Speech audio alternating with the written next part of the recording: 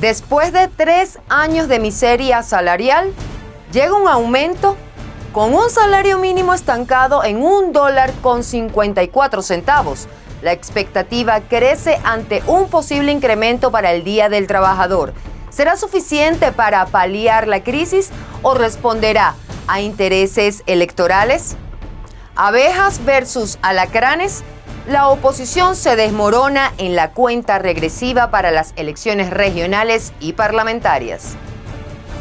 Sin fondos, sin ayuda. ACNUR suspende programas para venezolanos en Colombia tras los recortes de Estados Unidos. Venezuela se despierta informada. En nuestro noticiero matutino te traemos el pulso de la nación, las historias que marcan la agenda y los análisis que necesitas para entender la realidad. Bienvenidos sean todos a Impacto Venezuela. Hoy es lunes 28 de abril del año 2025 y se cumplen 20 días de la injusta detención de nuestra compañera Nacarimena Ramos y de su esposo Yanni González. Clamamos por su pronta libertad. Informar no es delito. Soy Mildred Manrique. Comenzamos. La posibilidad que exista un ajuste salarial para el 1 de mayo por decreto presidencial puede ser una estrategia de la administración de Nicolás Maduro para generar mayor popularidad en su gestión. Así lo sostiene el economista Aarón Olmos, argumentando que es poco probable que el chavismo pueda financiar un ingreso digno para los trabajadores. Por otro lado, el diputado Francisco Torrealba afirma que el gobierno implementa medidas para un posible incremento, pero insistió en que la indexación es un mecanismo que debe mantenerse. Stephanie García con los detalles. El economista Aarón Olmos sugiere que un posible ajuste salarial por decreto presidencial el 1 de mayo podría ser una estrategia del gobierno de Nicolás Maduro para aumentar su popularidad. Sin embargo, Olmos duda de la capacidad del chavismo para financiar un ingreso digno para los trabajadores. Explica que la vía más expedita es que dicho aumento se pueda graduar producto de una estabilidad económica. La pregunta es si efectivamente se puede financiar un nivel de ingreso que, si tomamos en consideración un salario por persona de $250 promedio, por los casi 9 millones de trabajadores que hay en la administración pública, por los 12 meses del año estaríamos hablando de más de 27 mil millones de dólares para poder pagar un aumento de salario digno, ¿sí? Anual. Y eso, nada más eso, es mucho más que todo el presupuesto 2025. Diversos sectores esperan que para el próximo 1 de mayo el chavismo se pronuncie sobre un incremento salarial, pues el salario mínimo y las pensiones están estancadas desde hace 3 años en 130 bolívares, lo que equivale actualmente entre 1.2 y 1.5 dólares, según la tasa con la que se calcule. Estos anuncios fueron notificados por el diputado Francisco Torrealba. Esperamos que para este 1 de mayo, conscientes como estamos de las complejidades que ha impuesto la agresividad del gobierno de los Estados Unidos de Norteamérica con su bloqueo, con sus medidas coercitivas unilaterales que han arreciado y que obviamente tienen un impacto en los niveles de ingreso y en los niveles de estabilidad de nuestra economía. Sabemos que el presidente Maduro, cuando tiene medio, le da un real a los trabajadores. Hablando en términos criollos, el presidente Maduro es la mejor garantía de que los trabajadores y las trabajadoras en Venezuela vamos a seguir sosteniendo nuestro ingreso por una parte y, por qué no decirlo, en la medida de las probabilidades también incrementándose. Así que esperemos los anuncios que da nuestro querido presidente Nicolás Maduro. Según el ministro de Trabajo, la indexación salarial es una política que debe mantenerse para asegurar el bienestar económico de los trabajadores y afirmó que esta medida garantiza que no se produzca depreciación en el ingreso real integral que perciben los trabajadores. La indexación, que es una medida acertada políticamente hablando desde nuestra perspectiva, porque permite mantener los ingresos estabilizados indistintamente del valor referencial que se tenga de la moneda de cambio, en este caso del dólar americano. Nosotros pensamos que esta política debe mantenerse porque es la que garantiza que no se produzca una depreciación o una pérdida del poder adquisitivo del ingreso real integral. En enero, el presidente Nicolás Maduro anticipó que mantendrá la fórmula del salario indexado este 2025 con los ajustes de los montos de los bonos que entrega a través de la plataforma Patria. En el año 2023 yo creé la fórmula de la indexación del ingreso integral de los trabajadores. En el año 2024 lo profundizamos y lo llevamos hasta más allá de lo que podíamos. Pero este año 2025 vamos a avanzar en fortalecer el concepto de indexación y de recuperación de los ingresos reales para ir creciendo. Sin embargo, Olmos asegura que no existe una indexación, sino un beneficio de bonos que aligera la carga, pero que no es suficiente para el sustento de los ciudadanos. Para los gremios y sindicatos de trabajadores, esta medida representa una desalarización. A su juicio, dejan sin efecto las contrataciones colectivas, los cuales, según han manifestado en diferentes oportunidades, son una garantía de protección del trabajo. Stephanie García, Impacto Venezuela. En Impacto Venezuela nos interesa conocer sus opiniones, por eso diariamente publicamos en todas nuestras plataformas digitales la pregunta del día. Y la de hoy es la siguiente. Con el Día del Trabajador a la vuelta de la esquina y la llegada de las elecciones regionales en menos de un mes, queremos saber qué expectativas tienen para el 1 de mayo en relación con el posible aumento salarial. Argumenta tu respuesta, los comentarios están a tu disposición. Te leemos en la emisión estelar. En medio de desafíos, el presidente Nicolás Maduro proclama un crecimiento económico y sostiene que el país avanza en otros motores, más allá del petróleo, reportando un incremento del 4,5% en la economía durante el primer trimestre de este año, incluso ante las amenazas recientes. Escuchemos. Ya en Venezuela no solo crece la economía petrolera, pudiera dejar de funcionar la economía petrolera y ya Venezuela tendría motores para satisfacer sus necesidades internas sin problema. Con políticas atinadas, con estrategias correctas y con el esfuerzo de toda la sociedad, ahora no cometeremos el error que cometieron otras generaciones y ahora ya no haremos dependiente la economía de nuestro país de un solo motor, el de hidrocarburos. Ahora tendrá que seguir su proceso acompasado y armonioso, el desarrollo de toda la economía que produzca bienes, servicios, riqueza y que satisfaga la necesidad nacional y que desarrolle su vocación múltiple, diversa, exportadora, la vocación exportadora. Según el analista Carlos José León, Venezuela tiene varios strikes en contra en la controversia por el Esequibo, producto de una mala representación y un pobre prestigio internacional. Esta fue una de las conclusiones que dio en mi programa dominical Cara a Cara, cuyo extracto compartimos hoy con ustedes. La entrevista completa se encuentra disponible por aquí mismo, en nuestro canal de YouTube. Admitir los venezolanos que, para no hablar de decir, dar por sentado que Venezuela va a perder el Esequibo. Yo lo que creo es que Venezuela está, como dice Ricardo, citándolo nuevamente, que es importante el aporte que él da, porque es un venezolano que trabaja el tema del Esequibo aquí en Brasil, y es una de las referencias y voces consultadas para este tema. De hecho, tiene un libro publicado de su tesis doctoral, donde él explica lo siguiente. Venezuela, no podemos decir que va a perder el Esequibo a priori, pero imaginemos que Venezuela tiene un strike en contra. ¿Okay? Y el segundo strike, muy malo, es su imagen internacional. Es decir, para que tú puedas territorialmente pedir apoyo para solucionar un problema fronterizo, necesitas estar bien con esos gobiernos. Y Venezuela no está bien con todos esos gobiernos. Tiene muchos problemas para buscar aliados. Como no tiene esos aliados, quien sí lo está haciendo, y muy bien, es Guyana. Entonces, el último strike que le queda a Venezuela es una probable sentencia que emita la Corte Internacional de Justicia donde diga, sí, Guyana tiene el poder de administrar ese territorio legalmente. Venezuela, de perderlo, sería muy pronto decirlo, lo que creo que está muy mal parado, muy mal representado, ¿okay? Y tiene muchas cosas pendientes de la Corte Internacional de Justicia, tienes las denuncias por violaciones de derechos humanos, el fiscal que abrió la investigación la cuñada es la que defendía a Maduro. Entonces, todas esas cosas internacionalmente te dejan con muy mal prestigio, muchos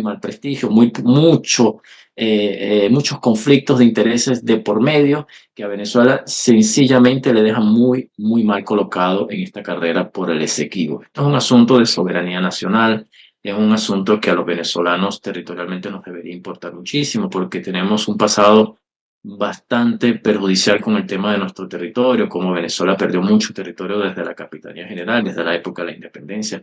Este tema del Esequibo, además, cuando Venezuela pierde territorio, que mucha gente no lo sabe, Brasil también perdió territorio cuando Guyana comenzó a apropiarse de parte del territorio. Entonces, esta disputa que Venezuela tiene, de alguna forma, debería ser el interés de Brasil. ¿Okay? Hay muchos países aquí que ven mucho el tema del interés. Sabemos que cuando la Guyana inglesa era Guyana inglesa e Inglaterra le entregó la soberanía a Guyana, no fue para que fuera independiente, fue para abrirse del problema y decir, ¿saben qué? Esto resuelvan ustedes, yo no voy a hacer nada por esto. Choque frontal entre opositores. Mientras defienden su derecho a participar en las elecciones regionales y parlamentarias de este 25 de mayo, líderes como Manuel Rosales, Enrique Capriles y Tomás Guanipa rechazan las críticas en clara alusión a María Corina Machado. Por su parte, Diosdado Cabello aviva la controversia. Fernando Tineo nos trae el reporte completo. El gobernador del estado Zulia, Manuel Rosales, dijo que no pueden compararlo con un alacrán porque no ha traicionado a nadie, que más bien se siente como una apis mellifera, es decir, como una abeja. Alacrán es alacrán. Yo me siento más bien como una abeja, yo voto es miel. Yo no sé. Además que me gustan las abejas. Ni me he vendido, ni le he quitado nada a nadie, ni he traicionado a nadie. Alacrán es quien no quiere que otra persona piense distinto a él. A mí no me va a obligar nadie a pensar como dice alguien, ¿a cuenta de qué?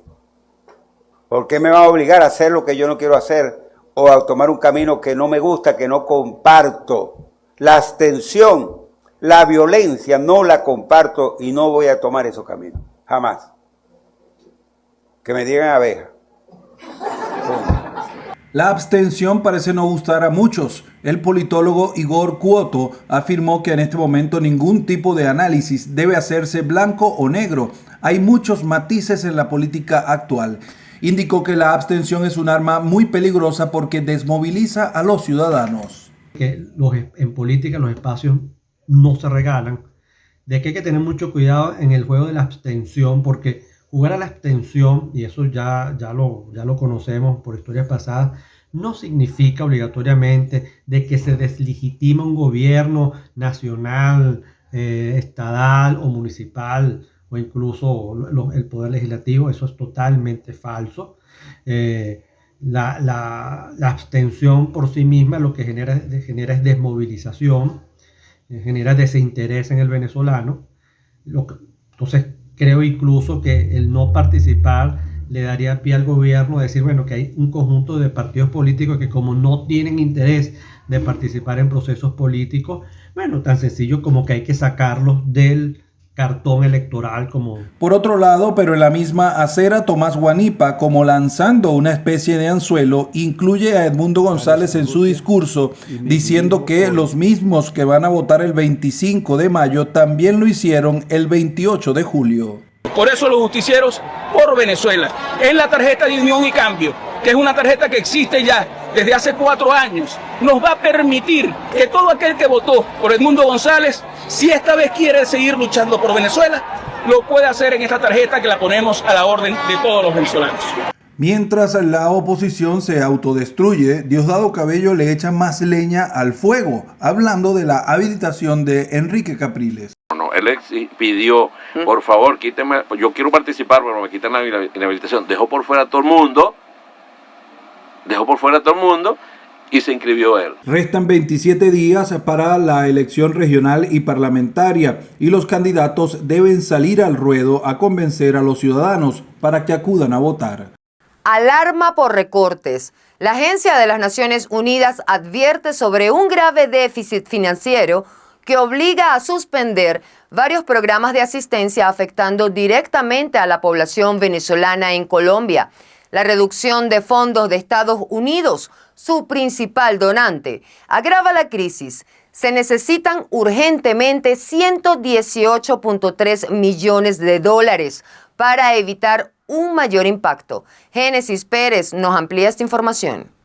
La Agencia de la ONU para los Refugiados anunció que diversos programas de asistencia en Colombia han tenido que ser suspendidos o reducidos debido principalmente a severos recortes en su financiamiento. La ACNUR, antes que contaba con Estados Unidos como su principal donante en América, enfrenta ahora una necesidad urgente de 118.3 millones de dólares para poder continuar su labor este año. Entre los programas afectados se destaca la suspensión de la distribución de ayuda humanitaria en el Catatumbo, donde la violencia entre grupos armados ha desplazado a más de 63.000 personas. También se paralizaron iniciativas de apoyo a más de 17.000 niños, lo que los deja en riesgo de ser reclutados por organizaciones criminales.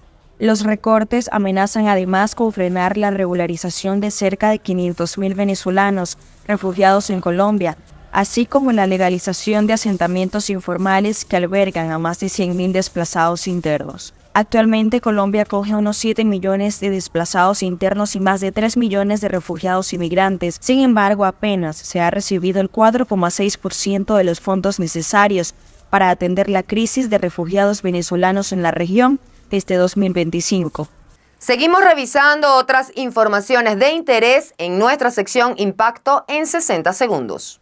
Estados Unidos separó a una niña venezolana de 2 años de sus padres por ser miembros del Tren de Aragua. El Departamento de Seguridad de Estados Unidos, DHS por sus siglas en inglés, emitió una comunicación en la cual admite que separó a una niña venezolana de sus padres por ser presuntos integrantes del Tren de Aragua. Según el DHS, los progenitores estarían implicados en tráfico de drogas, reclutamiento para prostitución y otros delitos. Mientras tanto, la pequeña permanece bajo el cuidado y la custodia de la Oficina de Reubicación de Refugiados y actualmente se encuentra con una familia de acogida.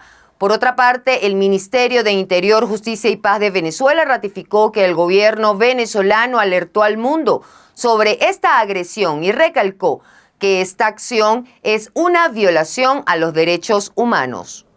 Más de 200.000 fieles llenaron San Pedro en la segunda misa de luto por el Papa Francisco. Este domingo, más de 200.000 personas llenaron la Plaza San Pedro del Vaticano en la segunda misa de luto por el Papa Francisco, la cual fue oficiada por el cardenal Pietro Parolin, uno de los posibles sucesores del sumo pontífice y defensor de los venezolanos. Al funeral del día sábado asistieron más de 200.000 fieles, entre ellos presidentes y monarcas de todo el mundo. En representación de Venezuela asistió el canciller Iván Gil, la alcaldesa de Caracas Carmen Meléndez y el padre Numan Molina. La comitiva transmitió un mensaje de solidaridad a todo el pueblo católico y el mundo cristiano. Además, destacó el legado espiritual que deja el Santo Padre en el mundo. Los restos de Francisco, tras el cortejo fúnebre, fueron trasladados hasta la Basílica de Santa María la Mayor, donde fue enterrado. Y así llegamos al final de nuestra emisión matutina de noticias. Gracias por acompañarnos y recuerden que la información sigue fluyendo en nuestras plataformas digitales www.impactovenezuela.com y @ImpactoVE. Que tengan un excelente día, nos vemos mañana con el favor de Dios.